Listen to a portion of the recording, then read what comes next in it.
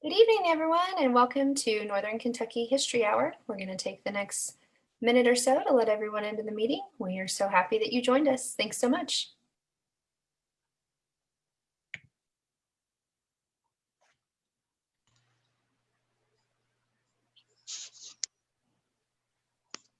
All right. Good evening, everyone. Welcome to Northern Kentucky History Hour. I'm Tara Johnson-Nome. I'm a member of the Board of Trustees for Behringer-Crawford Museum. We're going to take just another minute and let everyone into the meeting, and then we will be getting started. Thank you so much for joining us.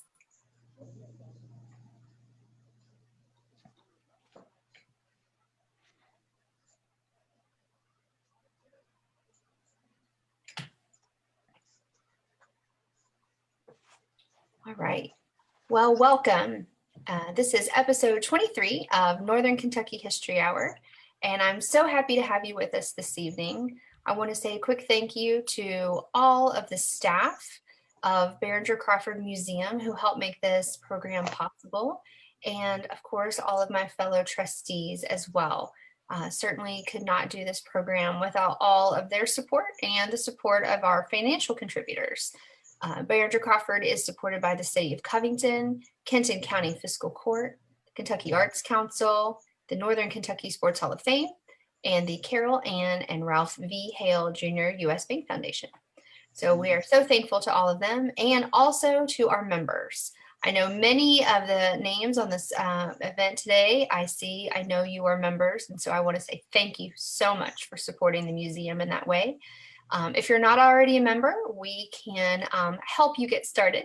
If you want to go to bcmuseum.org, you'll find everything you need to know about membership for the size that fits your needs, you as an individual or your family. So please consider doing that. Also at the website, you're going to be able to find information about upcoming programming.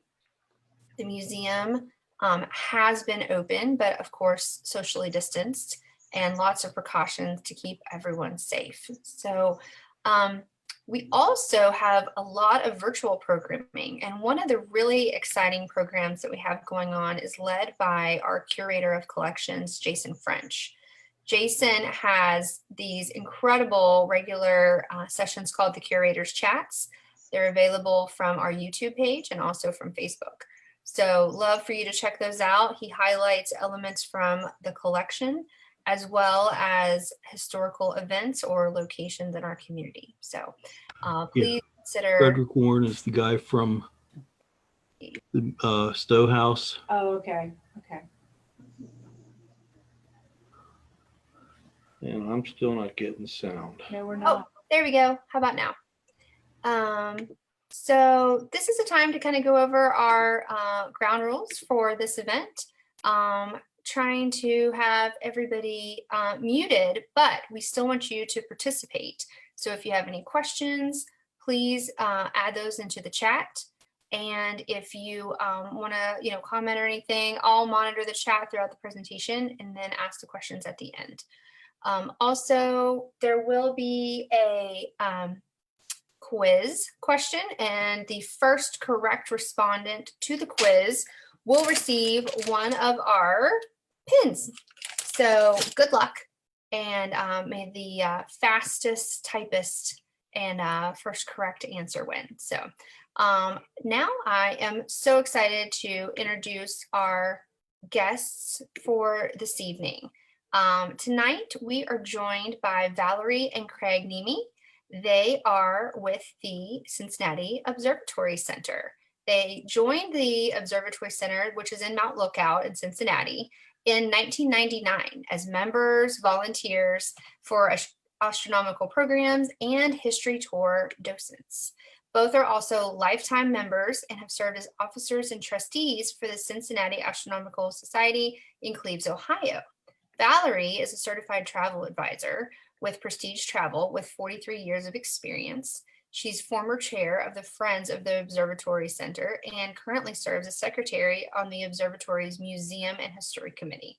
Craig is also former chair of the Friends of the Observatory, and he is currently secretary for the local Museums and Historic Sites of Greater Cincinnati Collaborative. and has served as observatory director since 2006.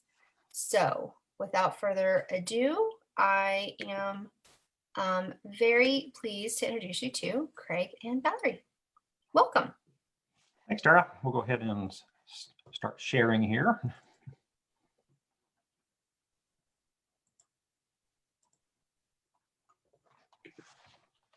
Hopefully we're up and running. Well, thanks, Tara. Thanks for having us tonight as longtime viewers and first-time presenters. As you mentioned, I'm Craig, she's Valerie, and that's kind of the introduction for tonight because we're going to jump right into things. We're going to tell you a few stories that will hopefully give you a little glimpse of Ormbsby MacKnight Mitchel as kind of a person. To that end, we'll also be reading some excerpts from his biography and a few other resources.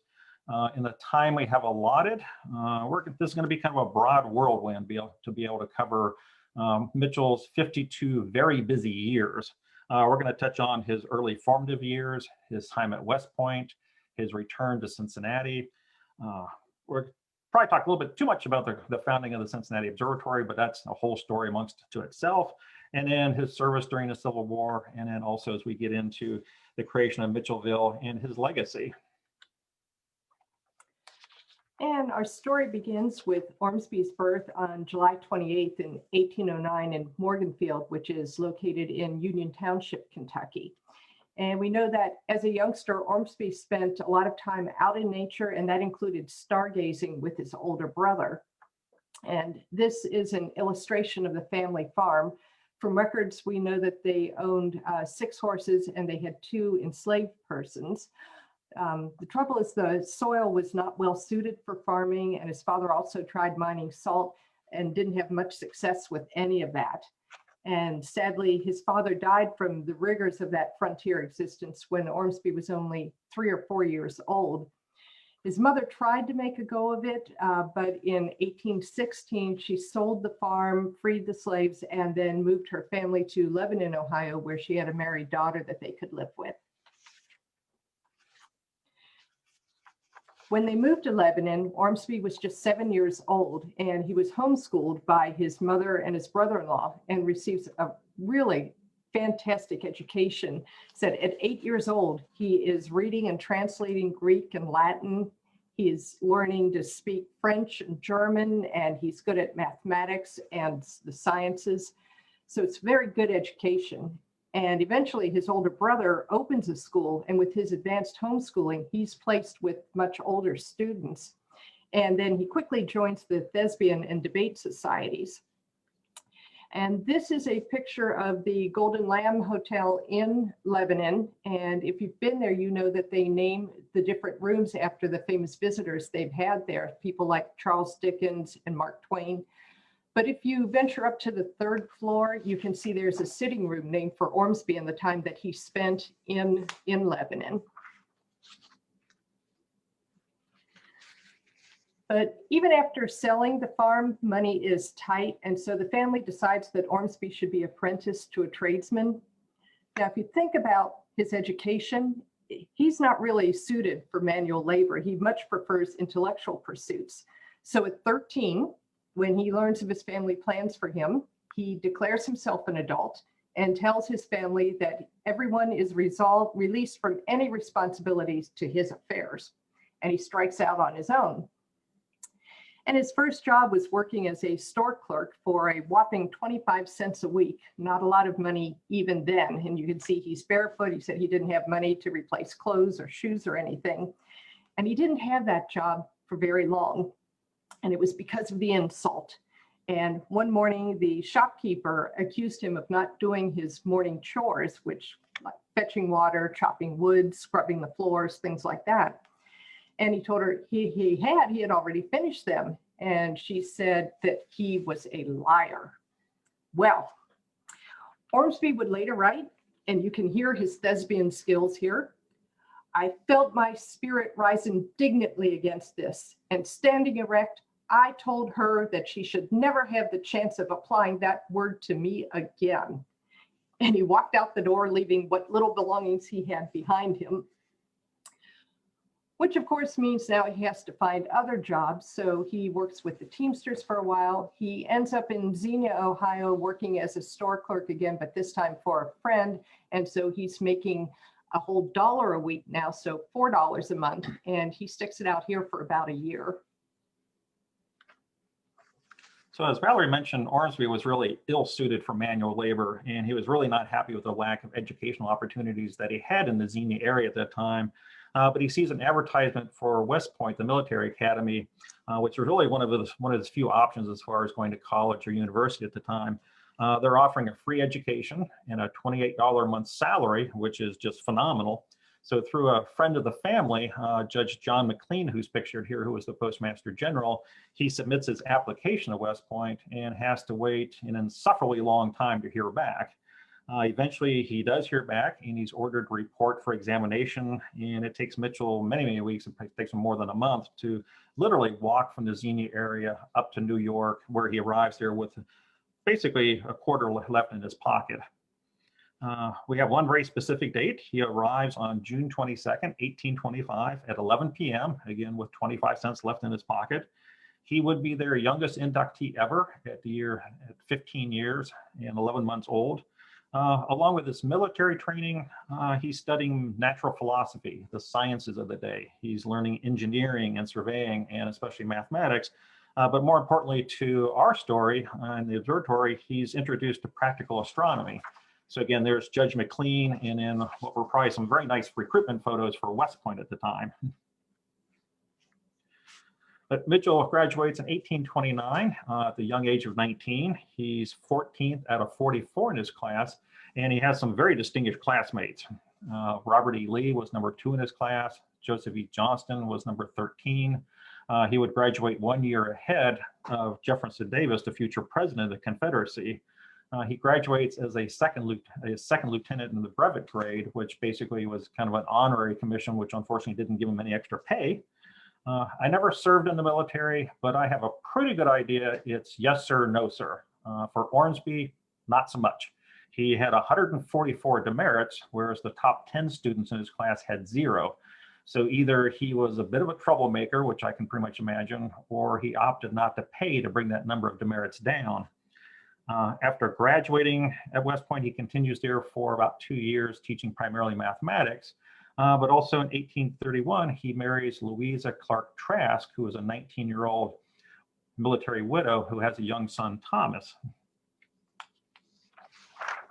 These are some pictures from a photo album from Mitchell's family. And from the positioning, we are assuming that this is a picture of Louisa. She certainly has the dark hair and the lively eyes that Ormsby loved. And shortly after they're married, Mitchell is ordered to Fort Marion in St. Augustine, Florida. And there's not a lot for him to do while he's there. He said he can drill the troops in the morning, and he's got a couple other odd jobs, but that's basically it. So he has a lot of time on his hands. He's bored, so he studies law. And really, since there are no wars, there's no way for him to advance himself in the Army. And after a year after he arrives in Florida, he resigns his military commission and decides to return to Cincinnati. Now, you might want to ask why come back to Cincinnati, but by 1930, Cincinnati is the 4th to 6th largest city in the country. And also several of his West Point colleagues have moved back here. So he figures there must be opportunity and appreciation for a hardworking young man such as himself. Things are kind of tough the first couple years. He's teaching mathematics here and there. By 34, he is working as a civil engineer. He's doing some surveying for the railroads, especially the Little Miami Railroad. He passes the bar, and he started practicing with a fellow West Pointer, E.D. Mansfield. But it wasn't a job that went very well for them. I don't think Ormsby had the temperament for that. They didn't have a lot of clients, and so that didn't go real well. So you can imagine that Ormsby is really feeling the pressure here of trying to support a growing family. And so all this time, Louisa is really a calming and supporting influence for him whenever things aren't going the way he thinks they should be. By 1836, though, things are looking up, and Ormsby begins teaching at the Cincinnati College. He's making a whopping $1,500 a year salary now. plus the proceeds from tickets that are sold to irregulars, irregulars being people who aren't attending the college but want to hear a specific lecture. So he's teaching mathematics, civil engineering, French, and astronomy. And during the summer, he's working as the chief engineer for the Little Miami Railroad. He's also becoming active in Cincinnati's literary and intellectual groups like the Literary Club, the Semicolon Club, the New Mercantile Library, and my favorite, the Society for the Diffusion of Useful Knowledge. And he's gaining an inner circle of friends, too, of influential people like Daniel Drake, Jacob Burnett, Harriet Beecher, and her father, the prominent theologian and reformer Lyman Beecher. By the winter of 1841, his Cincinnati College lectures have become so popular that the Society for the Diffusion of Useful Knowledge asked him to give a series of lectures about the solar system. And he gives 3 lectures downtown in the Wesley Chapel, which holds about 1,000 people, and he fills the chapel all 3 nights. So recognizing this opportunity, Ormsby asks, why don't we, the citizens of Cincinnati, do what no one else has done and fund the first public observatory in the nation? And he decides to do it by selling shares at a hefty $25 a share, which is a lot of money because an average tradesman's maybe making $300 a year. But to be inclusive, you could also get a share by bartering your time or your talent or your materials to help build the observatory. And they thought it would take him about 6 months to raise the $7,500 that he needed, but Mitchel gets out knocking on doors and even surprises himself and raises the entire amount in only 3 weeks. And this is an image of the original Cincinnati Astronomical Society charter. And I know you can't read that, but if you look at those 3 columns, those are the names of the original 300 members of the society. And it's a real who's who of 1842 Cincinnatians. And then Mitchel is appointed director and Judge Jacob Burnett is elected to be the first president of the society. Now, Mitchell's first issue is, where does he get a telescope? Because there are no telescope makers in the United States who make a suitable, meaning big enough telescope. So he goes to Washington to get letters of introduction to the European observatories, and he gets a very mediocre reception. They are really not interested in a national observatory. But he needs to travel to Europe to find a telescope and to learn observational techniques from experienced astronomers. And he travels via packet sailing boat because it's cheaper than a steamer, but they're stuck when there's no wind. And when there's no wind, he's bored. And he eventually, he makes it to England, where he gets a much more enthusiastic reception than he did in Washington. And his first stop is at the Greenwich Observatory outside of London. And there he's taught applied astronomy methods and how to use big telescopes by George Airy, who is the Astronomer Royal, and that's him pictured there. But England doesn't have a suitable telescope for him, and he moves on to the Paris Observatory, and it's pretty much the same story. Said he learns more astronomy, but they don't have a big enough telescope for him. And he ends up in Munich, Bavaria, where he finds, and ultimately he purchases a roughly 12-inch diameter lens. And it's a Fraunhofer design. Joseph Fraunhofer had been a master optician. And then the telescope would be made by Mers and Mahler, and they would build the telescope around the lens. New problem, he is about $1,500 shy of what he needs to purchase that telescope. So he returns to Cincinnati in a hurry. He takes a steamer, no more packet boats, raises the money, sends it to Germany. And between the building of the telescope and shipping it, it will be 2 years before the telescope actually arrives in Cincinnati.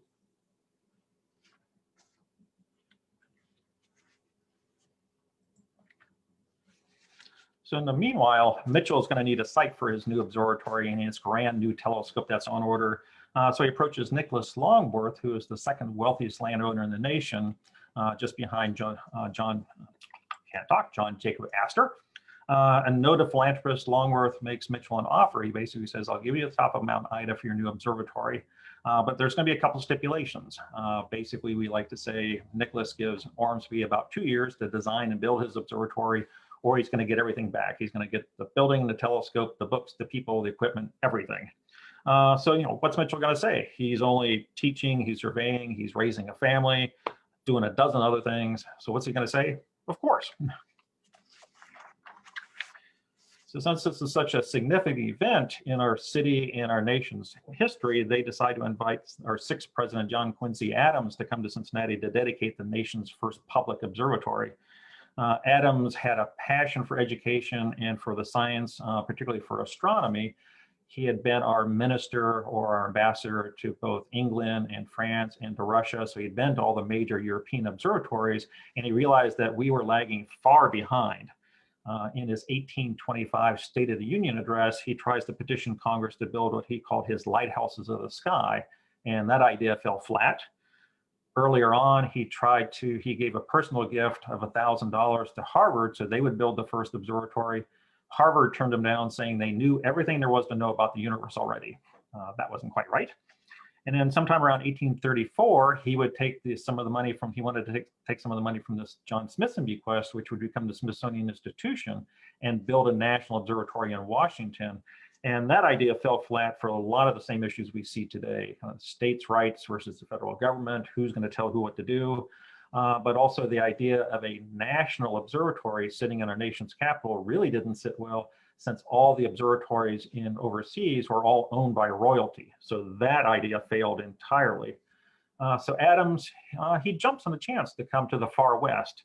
He travels from upper state New York, across the Great Lakes, down the Ohio Canal, travels by stagecoach, and then spends his last night at the Golden Lamb. And on the slide, there's an excerpt from his acceptance letter where it really speaks to kind of the passion he had for this project and the fact that he was finally going to get his lighthouse. It's November 9th, 1843. John Quincy Adams is presiding over the dedication. It's your typical rainy, sleety November day, not at all like today. And the hilltop is still basically a muddy construction site, but over 10,000 come out to see and hear Adams. He's so beloved. Because the weather is so lousy, he takes his 2-hour, 60-page dedication speech and cuts it in half. But the following day, he would repeat it in its entirety at the Wesley Chapel basically to an overflowing crowd. He would write that he was honored to be invited to lay the cornerstone to the nation's first observatory. He thoroughly enjoyed his travels to Cincinnati, but what he remembered most was talking to the tops of umbrellas. In his honor, the next day, the city renamed Mount Ida to Mount Adams. So we're all familiar that Cincinnati is the city of 7 hills. The observatory is responsible for 2 of those, Mount Ida and Mount Adams. No, Mount Adams, which used to be Mount Ida, and Mount Lookout. Our story gets so confusing. But the Cincinnati Observatory has been recognized as being the birthplace of American astronomy by several notable astronomical historians, including Donald Osterbrock. This story is actually more of an observatory story, but it's a great story and it takes place in Kentucky. So we figured we could get away with it. The villain in our story is Captain Thomas Jefferson Halderman, and he's the captain of the steamboat that picks up the telescope, books, and equipment when they arrive in New Orleans in late December of 1844. And he sails up the Mississippi and he starts up the Ohio River. And when he arrives in Smithland, Kentucky, which is near Paducah, the water is too low for his boat to continue and it gets stuck on a bar there. So he dumps the telescope and the 12 boxes of books and things somewhere in Smithland. We don't know where. And he tells a smaller boat that can get through that everything is in Smithland and he's going back to New Orleans. And that was really all we knew about that story until 2 years ago. In 2018, we were doing research for our 175th anniversary, and we learned that Haldeman had been awarded an honorary life membership to the observatory. And we were all going, what? Excuse me? But that just meant we had to do a little more research, and here's the rest of the story. So Mitchell told Haldeman to get back to Smithland and to bring his telescope to Cincinnati. And so Haldeman does, he picks it up, he comes into Cincinnati and arrives January 22nd of 1845. Now, remember, the observatory building is not complete yet, so most probably the telescope would have been stored at the Cincinnati College where Mitchel was working.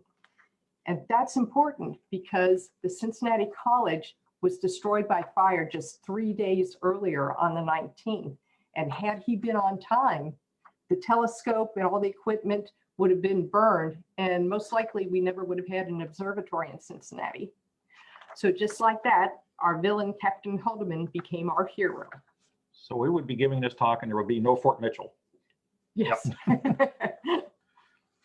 Well, one of the things we're often asked is, where was the original observatory? So we took one of the maps from that era and marked it up a little bit. So from the left, you can see Observatory Road coming up the hill from downtown Cincinnati to the site of the original observatory. Folks often want to put us where the Holy Cross Immaculata Church was, where people walked the steps at Easter time, but we were actually a little bit further north of that. We were at the intersection of what is now Pavilion and St. Paul, basically right next door to what is now the Monastery Event Center. Many of the streets on Mount Adams had astronomical names. We have Celestial Street, which is still there, Parallax Street. Mitchell has a street named for him. And then also Ida, so there's a street there for the namesake of the hilltop. One of my favorite paintings at the Cincinnati wing of the Art Museum is Robert Duncanson's view of Cincinnati from Covington. And he did a masterful job of including our little observatory at the very right-hand edge, kind of nicely nestled between two little trees where he was sure everybody would notice it. So next time you go there, you can actually go look for it because I don't think anybody knows it's there. And then one of the other remarkable images of that period of time that shows the observatory is the famous Fontaine and Porter daguerreotype.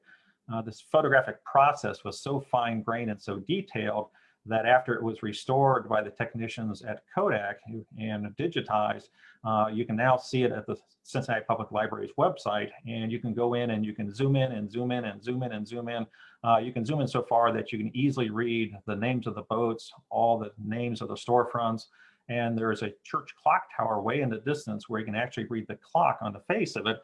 And so we know the image was taken on September 24th of 1848 at 1:55 p.m.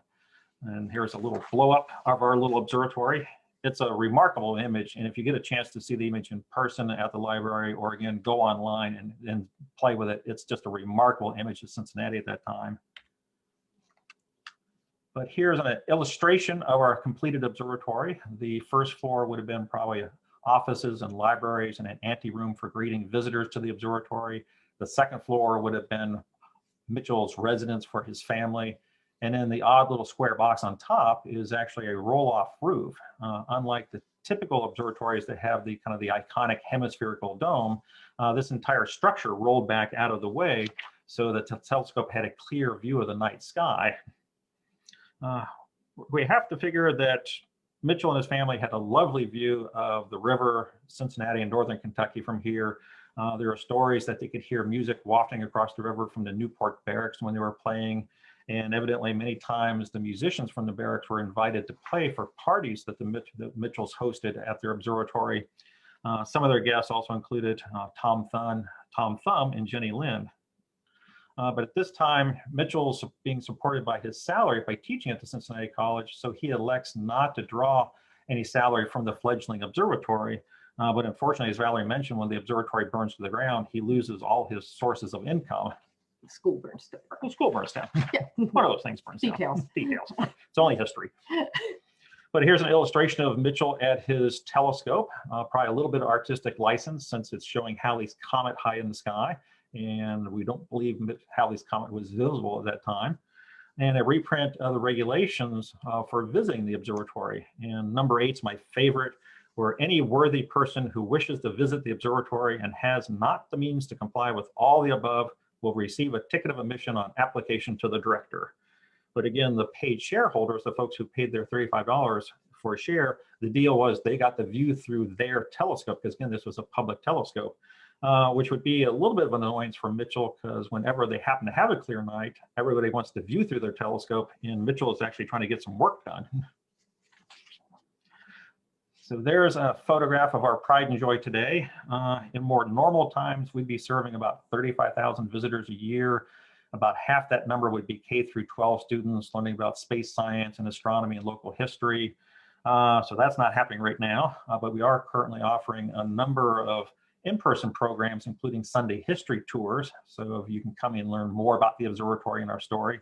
But we're also, much like Behringer-Crawford, we're offering a whole host of virtual programs. So one of Mitchell's other claims to fame is he's recognized as the Carl Sagan of his day. He was one of the first popularizers of astronomy, and he did that through a couple different vehicles. One was he published the first popular journal, the first popular magazine about astronomy, the Sidereal, or the Starry Messenger. It featured articles and illustrations that Mitchell did from the Cincinnati Observatory, as well as articles and content from astronomers from around the world. He offered it by subscription as a way of supporting himself, but it had evidently a fairly short run because he was spending way too much time tracking down deadbeat subscribers. The other way he was trying to support himself is he was publishing a number of books that were basically geared toward a popular or a lay audience. The Astronomy of the Bible, The Orbs of Heaven, and my favorite, The Planetary and Stellar Worlds, a popular exposition of the great discoveries and theories of modern astronomy in 1852. And there are a few illustrations from the Sidereal Messenger. There's a drawing that Mitchell did through the telescope looking through the eyepiece. A drawing of Saturn, which is always a crowd pleaser when people get the chance to see Saturn through our telescope. A wonderful illustration of Mars. And then one of the other questions we get frequently is, what discoveries did Mitchell make when he was at the observatory? And while he didn't discover any canals on Mars or Pluto, the planet, that later American astronomers would, that's okay, because there are no canals on Mars, and Pluto got kicked out of the solar system, so I guess it was all worked out for Mitchell. But he had a lot of the work he did is he had kind of an unfair advantage over the European observatories, as we are much further south in latitude. So he had a whole swath of southern sky that he could view and study and chart that they didn't have any access to. So he was actually doing a lot of work with the European astronomers, studying that part of the sky. And then certainly he was spending a lot of time studying the stars themselves and the planets. One of the notable features named for Mitchell is the Mountains of Mitchell, which when he was viewing Mars, he thought because it looked snow covered by the south pole of Mars, that it was probably a mountain. Turned out to be a depression, but it was still covered with frost and snow. So it's named the Mountains of Mitchell. And from the previous illustration, we blew it up a little bit so you can see it kind of off the side of the south polar cap. And in the right hand is a modern image from from NASA's Mars orbiter that's circling red planet, showing his little mountain. And one of the other notable little tidbits of history was in 1845, the new planet, the eighth planet Neptune, was discovered by French and English astronomers at the same time, and they were fighting over who's going to get credit for this. So the typical publisher perish little problem they had. But Mitchell learns of the coordinates. He's got those sent to him. So the next clear night, he wants to set out with his telescope and see this new world. So one clear night, while he's positioning the telescope, his wife Louisa is at the eyepiece, and quite possibly she was the first American or the first American woman to see the new planet. The next 10 years or so would be very busy for Mitchell with all he's doing in Cincinnati and doing at the Cincinnati Observatory. Plus in 1851, he's asked for and he designs the plans for an observatory in Albany, New York, the Dudley Observatory. For much of 1852, he's busy selling railroad shares, both in the US and Europe, and does very well. The commission of selling roughly 3 million shares would finally make him independently wealthy. So he kind of lost that stress of always trying to support his family. Things do take a turn in 1857 when his wife Louisa suffers the first of many strokes, and she really wants to return back to New York, her home state. And in 1860, since he doesn't have enough on his plate already, he decides that he wants to be both director of the Cincinnati Observatory and also the Dudley Observatory. He's a busy guy. So this brings us to the spring of 1861 and the early April battle at Fort Sumter. And so on April 20th, Mitchell is in New York and he gives a speech in Union Square. And he is the last of 6 orators. And I want you to just imagine this diminutive 5'5" man who is just mesmerizing this crowd of 200,000 people who gathered to rally and to hear speeches in support of the Union. And I'm going to read a couple excerpts from his speech. And he says, "This glorious government of the United States gave me a chance at the military academy at West Point. There I landed with my knapsack on my back, and I tell you God's truth, just $0.25 in my pocket. When the rebels come to their senses, we will receive them with open arms. But until that time, when they are trailing our glorious banner in the dust, when they scorn it, condemn it, curse it, and trample it underfoot, I must smite. And finally, I only ask to be permitted to act, and in God's name, give me something to do." It's becoming a theme. So in reality, he is he's really kind of torn, because he really does want to re-enlist and serve his country, but Louisa is gravely ill at this point. And then he has another issue, and that is when he re-enlists, he wants to be sure that he has a high enough rank that he will not find my superior in rank my inferior in ability and achievement. And on August 8th, Treasury Secretary Salmon P. Chase offers him the rank of Brigadier General for the 3rd Division of the Army of the Ohio. Truth is, he's still going to be outranked and frustrated by generals younger than him. And then while Mitchel is in Washington for a couple of days re-enlisting, Louisa dies on August 19th. And with that, Ormsby really loses her ability to keep him somewhat grounded in her calming influence in his life. And of his children, Ormsby's 3 sons join his father's staff. Frederick joins the staff immediately, and later the youngest son, Ormsby Jr., would join his staff as well. And his oldest son, Edwin, will be as part of our story in just a few minutes here. Oh, that attitude, I'm starting to understand why he got 144 demerits when he was at West Point. So at the request of the citizens of Cincinnati, Mitchel is transferred here where he commands the Department of Ohio from roughly September to November of 1861. He's organizing defenses around Cincinnati and northern Kentucky, which certainly includes the ever-famous Fort Mitchell. And yes, we spelled it wrong, or we spelled it correctly in this case. But he's also spending a lot of time training the troops, which evidently he's very, very good at. But he's not leading and he's not fighting, which is what he really wants to do. So he's also offering his advice to Lincoln, General Buell, and others on how they could accelerate their campaigns south into Kentucky and into Tennessee. That advice is pretty much ignored, and disappointed in that, Mitchel sends his letter of resignation to Lincoln in the fall of 1861. Subsequently, he's ordered to Washington to meet with Lincoln and Secretary of War Stanton, and at the close of that meeting, Mitchel withdraws his resignation and is put in charge of the Department of Ohio and is going to be told to move south toward Louisville.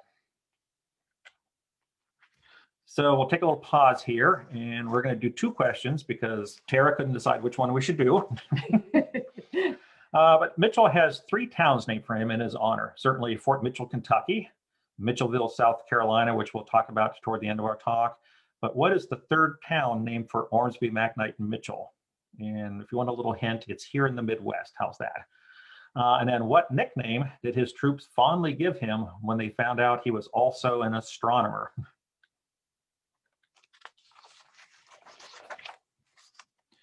So Mitchel is stationed in Munfordville, which is roughly between Louisville and Bowling Green. And he's ordered by his commander, General Buell, to advance down toward Bowling Green and take the city, which he does without firing a shot, which would become kind of a common theme for a lot of his campaigns. He then convinces General Buell that he should advance on to Nashville, which he does. And on February 23rd of 62, the mayor of Nashville surrenders the city, also without firing a shot. The reason that Mitchel felt that he should proceed into Kentucky and to Tennessee was because he felt that the Southern forces at this time were still really unorganized, and there was still a lot of pro-Union sentiment at this point, especially in Eastern Tennessee, which doesn't mean that that was the way it was everywhere. And we have this story from the Cincinnati Gazette reported in March of 62, and it was reported by a Nashville correspondent.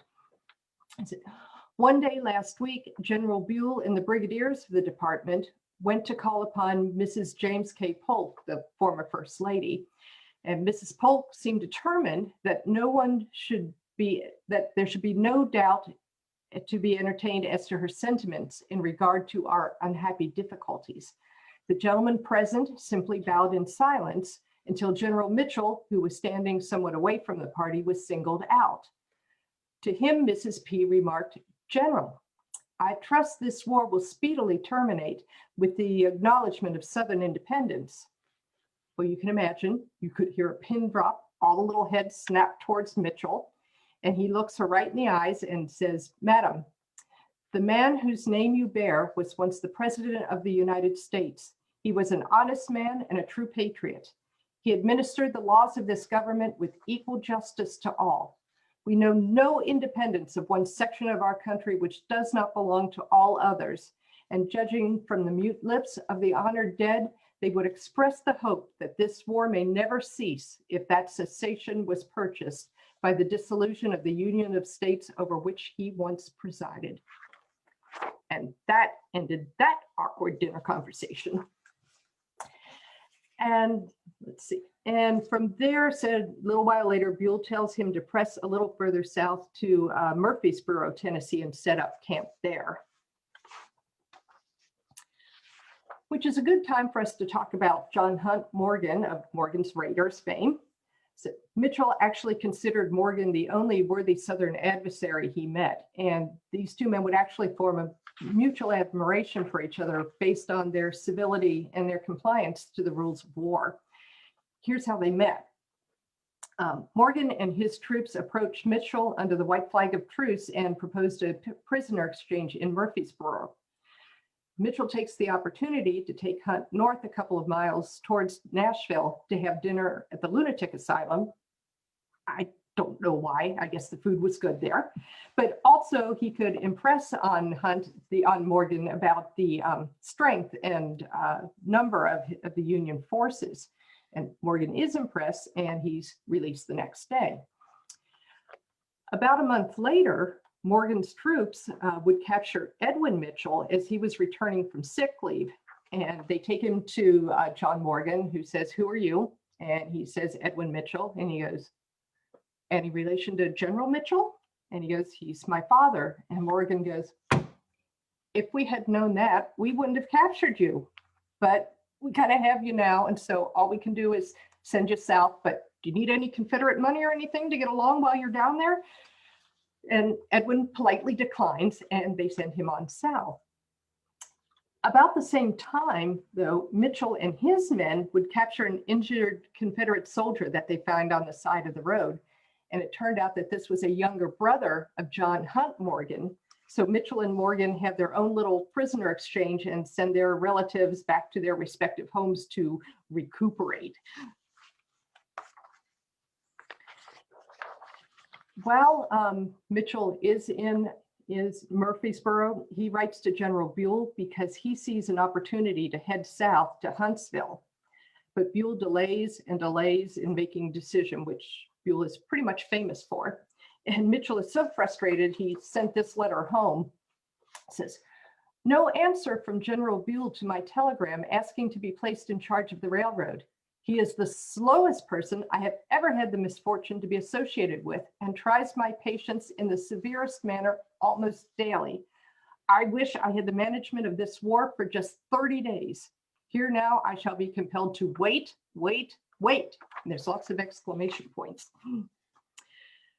But finally, he does get an order to press on south as far as Shelbyville. And if he can get a little bit further, that's fine.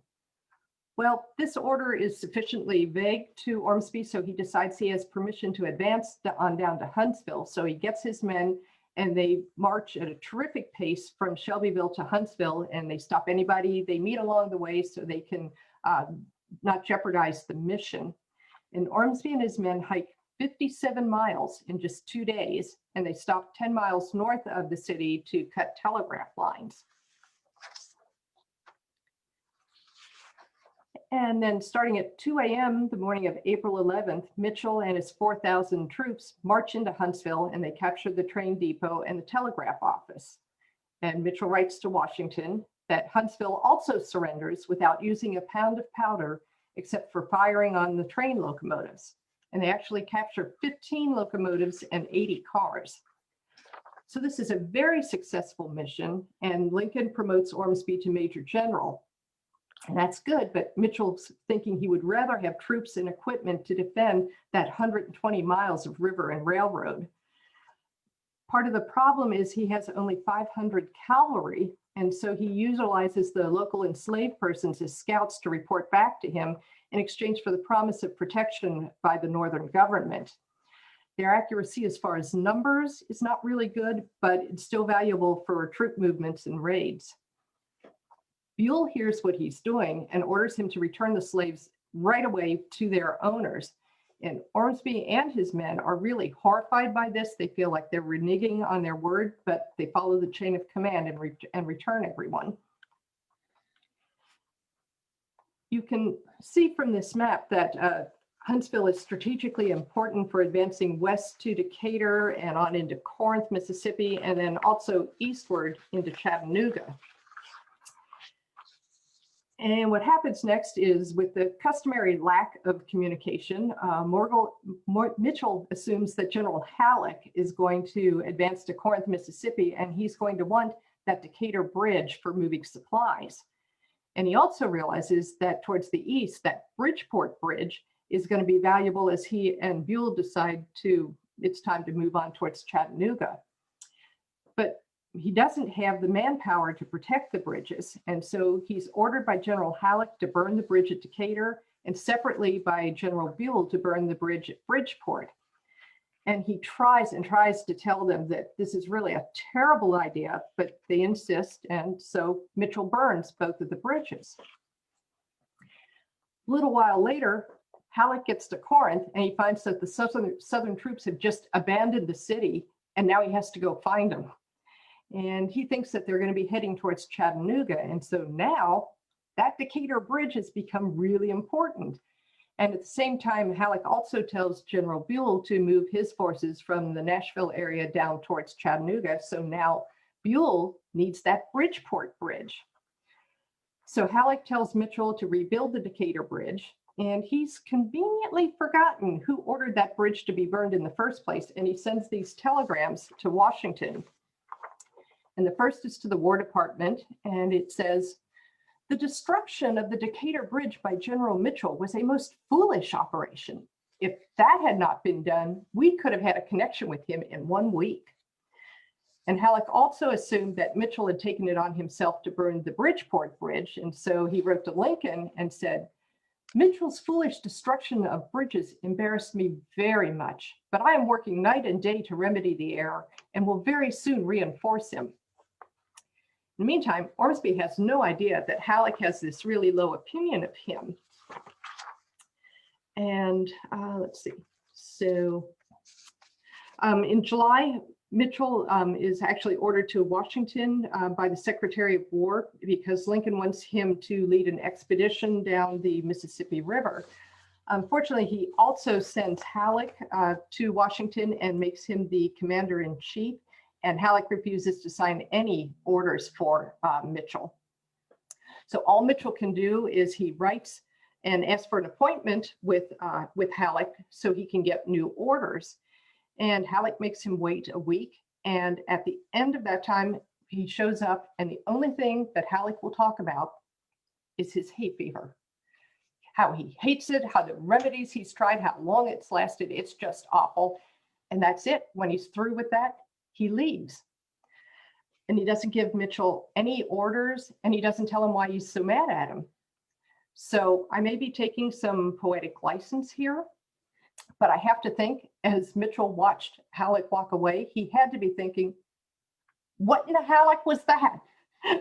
So not surprisingly, Mitchell at this point takes a leave of absence, and he spends his summer up in New York to wait for new orders. And meanwhile, his friends and allies in Washington keep pressuring Halleck to find a way to use Mitchell. And then on September 1st, Halleck finally does order Mitchell to Hilton Head, South Carolina, where he's put in charge of the newly created Department of the South 10th Army Corps. So we need to back up just a little bit before Mitchell gets to Hilton Head. The Civil War in November 1861 comes to the Hilton Head Islands with what's oftentimes called the gun shoot by the enslaved people. They heard the cannon fire and they knew freedom was not that far away. They send down Samuel DuPont and General Thomas W. Sherman, enter into Beaufort County and onto Hilton Head Island, and they secure the island in just about 2 days and make it their headquarters. And with just days after that, there are about 100 enslaved people in the camp also, which was a fairly common occurrence after the Union victories. As the Union Army further secured their position on the island, more and more of these contrabands fled to the island, which was not really an easy thing to do because of the lack of boats, the treacherous rivers, and the treacherous tides. Many were also reluctant to enter the Union camps due to horror stories that they'd been told by their owners about the mistreatment they would receive. And many, in fact, were turned away by Union soldiers, kind of by any pretense that they could come up with. At this time, the Union Army really had no policy for the Negro problem of the contrabands. These were folks who were no longer enslaved, but they were also not freemen. So in response, Salmon P. Chase sends abolitionists down to the Port Royal, Hilton Head area to oversee the issue. Mitchell arrives on September 15th of 1862, as the leader of the 10th Army Corps, which he says is in the midst of swamps, shut in by estuaries, and guarded by yellow fever. When asked why he's here, Mitchell would prophetically state, "I came to be buried." But under his command, the 10th Army Corps captured a remaining fort on the St. James River near Hilton Head. They disrupted vital telegraph and railroad lines, and also managed to drive General Beauregard at a nearby Savannah. And that's when Mitchell really turned his attention to the humanitarian issues of the island. He was appalled at the living conditions that the contrabands faced living in these barracks that had been built for them. So Mitchell dedicated a large parcel of land of what used to be a plantation on the island to the blacks so they could cultivate it and govern it on their own. He drafted this very orderly street plan for the city that would be named Mitchellville later. Individuals and families were given quarter-acre lots and the materials to build their own houses. Schooling would be compulsory for all children between 6 and 15 years old. They elected their own officials, created their own system of laws. They built their own churches and stores. And that commerce would prove to be very important because it was kind of the beginning of the transition for them from slave labor to a wage labor economy, which was going to offer them a lot of promise of both freedom and economic opportunity later on.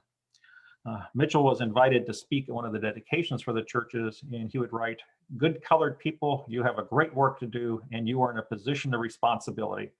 This experiment is to give you freedom, position, homes, your family, property, your own soil. It seems to me a better time is coming, a better day is dawning." So Mitchell was certainly looking toward the future. President Lincoln would sign the Emancipation Proclamation in January of 1863 as the country was entering the third year of this bloody Civil War. Mitchellville would go on to become kind of a template for the creation of additional freedmen towns throughout the South. And in many cases, it's referred to as kind of the rehearsal for Reconstruction. One visitor to Mitchellville during that period was Harriet Tubman. Sadly, though, Mitchell would not witness, he would not hear Lincoln's proclamation, and he wouldn't survive the war. While he's on Hilton Head, he's bitten by a mosquito, and on October 30th, 1862, he dies from yellow fever after having only been there for about 6 weeks. So Ormsby is buried with Louisa and her son, Thomas Trask, at the Greenwood Cemetery in Brooklyn, New York. We always try to kind of imagine, what would he accomplish if he had survived the war, if he had not been sent to Hilton Head? And if he had been given the opportunities that he was asking for, could he have shortened the war? Would he have eventually returned back to Cincinnati, or maybe gone to the observatory up in Albany that he helped design? Would he continue teaching? Would he gone into politics? Maybe to run for the presidency? We'll never know, but he was certainly ambitious, and there was no stopping this guy. So thank you, and we hope you enjoyed this, what was a whirlwind look at the life of your Astronomer-General. And Tara, if you're ready, we have the answers to the questions ready. Absolutely. Yes. If you want to go ahead, we've got a few respondents for each question, and then we All right. definitely have some questions too. Good. So, and I'm looking at the time here, and we have time for a couple questions. So let's see. Why don't you do the first one, and then I'll say who the first correct respondent is. How about that? Right. So again, Mitchell had 3 towns named in his honor: Fort Mitchell, Kentucky; Mitchellville, South Carolina. So what was the 3rd town named for Mitchell? And the answer is Mitchell, Indiana, which was a Great. crossroads of railroads that he was surveying. Wonderful. Well, so the first correct answer was given by Bonnie Speak. So congrats. Not surprising, she's on our museum committee. I Well, think we had a ringer there for you. well, thank you, Bonnie, for playing the quiz. I've already started writing out your little letter here with our pen, and then the other. We actually have a question, and if it's okay, I'm going to ask the question now before you go to the second quiz question, because I think it's kind of relevant to this. So what happened with the 2 L's versus his name only having 1 L? That was actually, someone asked that about Fort Mitchell, Kentucky, but it looks like it's the case for the Mitchell, Indiana town as well. We see that all the time in pretty much all the sources when you're looking at Mitchell, and I don't think it's uncommon that these spellings get messed up left and right all over the place. So, you know, even in the biography that his son Frederick wrote, sometimes even Frederick spells things with 2 L's. So I think it's a typo. Gotcha. I know that happens quite a bit in history, right? Yeah. Okay. Well, let's see. And we have a couple answers for this one too. So if you want to go to the second All question. right. So his nickname was Old Stars or Old Starry. Oh, okay. Well, we have 2 correct answers for Old Stars. And the first one was submitted, wow, like so close to each other, but the first one was from John Middleton. So congrats to John. Thanks for watching. All right. Let's see. I'm just going to write John's name down so I don't forget. And then let's get to our questions while we have a couple minutes left, Sure. if that's okay. So just looking through the chat here, so the first question that came up, this is from, early on in the presentation when you're kind of talking about Ormsby Mitchell coming to Cincinnati and getting involved in a number of clubs and different things in the community. And I may have missed it. Nancy Woolport was wondering what was the semicolon club. And I'm not sure if that's what the name was exactly, but I know you mentioned a couple different clubs that he was involved with. Yeah, in fact, there might be some duplication of that because the Semicolon Club, that was something that was kind of a literary club at that same period of time. So that we might have to look into that. In fact, one of the folks that would probably have the answer for that would be Christina down at the Harry Beecher Stowe House, because she's done a lot of research on that. So quite possibly the Semicolon Club and the Literary Club were the same. So thanks, we'll just have to go look that up. Yeah, that's what happens, right? We end up having more questions than what we started with sometimes. Well, thank you. Thank you So for that. And I've always wanted to go to the Harriet Beecher Stowe House. I used to work over at United Way, and it's not far from there. And we need to maybe have her on sometime. Actually, that would be really interesting. Yeah, they're members of our little local museum club group that you mentioned early on, and yeah, they're doing restoration of the building right now. And yeah, they do amazing stuff there. Very cool. Maybe we can get their contact info. Okay, so a couple more questions. Let's see. Yeah, we have like a minute. You all had mentioned that, the observatory started in Mount Adams, and then it moved, is my understanding. Can you talk a little bit more about what happened with that? Like, what were the circumstances around that move? Do we have another hour and a half? Short story, after the Civil War, the city was basically going through a depression, and it was eventually rebounding. So in the 1870s, the city wanted to have a university, have a college. So it was actually the founding of the University of Cincinnati. And that actually started in the 1870s. So the observatory was moved from Mount Adams, which was really a poor site for the observatory. There was so much smoke and pollution from downtown and all the riverboats that it was moved out to the Mount Lookout location. The only thing that came out was the original cornerstone that Adams laid and the telescopes and all the instrumentation. But then Samuel Hannaford was hired to build our current building, our 1873 building, which is on the Mount Lookout site. Awesome. So Okay. that's 175 years of history in 10 seconds. Well, I'm impressed. I'm impressed. No, that's extremely, extremely helpful. So it was the Cincinnati College that had burned down while Mitchell was teaching there. Is that right? Just want to confirm that for one of our viewers. Okay. Well, I think that is all of our, let me just look at Facebook really quickly. Yep, that is all of our questions tonight. And we got finished right in the nick of time. Just stick with the name of the program, that it's a History Hour. I just want to thank you both so much. I don't know if you looked at the chat, but there are a number of thanks. Let's see, applause and thank yous and interesting presentation comments. And I certainly agree. This one was worth waiting for. I know we've been talking about doing this for a long time, so I really No am pressure. grateful.